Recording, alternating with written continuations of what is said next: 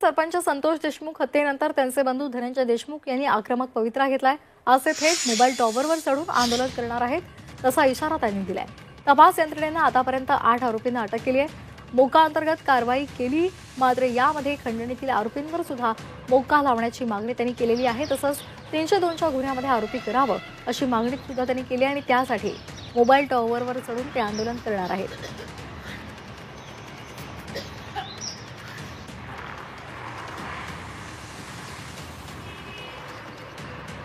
Tower भोवती या सगळ्याच्या पार्श्वभूमीवर पोलिसांनी बंदोबस्त ठेवलेला आहे। याचा आढावा घेतला आमचे प्रतिनिधी ज्ञानेश्वर पतंगे यांनी। पाहूया।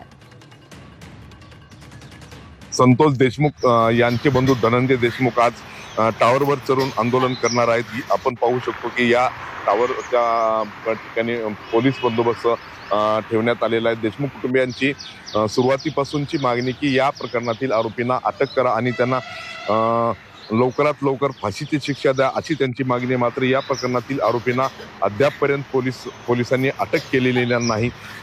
दुसरी महत्त्वाची गोष्ट म्हणजे या घटनेतील जे 8 आरोपी आहेत त्यांच्यावर मोका लावण्यात आलेला आहे। मात्र जो मुख्य आरोपी आहे वाल्मिक कराड याच्यावर 302 अंतर्गत गुन्हा दाखल करून त्याला मोका अंतर्गत त्याच्यावर मोका लावा अशी खरं तर यामध्ये प्रमुख मागणी आहे।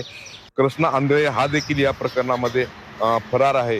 अशा एकंदरीत या प्रकरणामध्ये तत्कालीन पोलीस निरीक्षक प्रशांत महाजन यांना बडतर्फ करा आणि आतापर्यंत या प्रकरणाचा काय तपास झालेला आहे तो देशमुख कुटुंबियांना सांगा अशी या देशमुख कुटुंबियांची आणि गावकऱ्यांची मागणी आहे। मात्र पोलीस त्यांच्या या मागण्या पूर्ण करत नाहीत आणि त्याच्याच अनुषंगाने आज हे आंदोलन करण्यात येणार आहे। दरम्यान मनोज जरांगे पाटील हे आज देशमुख कुटुंबियांची भेट घेणार आहेत। ते आंदोलनाच्या पूर्वी देशमुख कुटुंबियांची भेट घेणार आहेत। मनोज जरांगे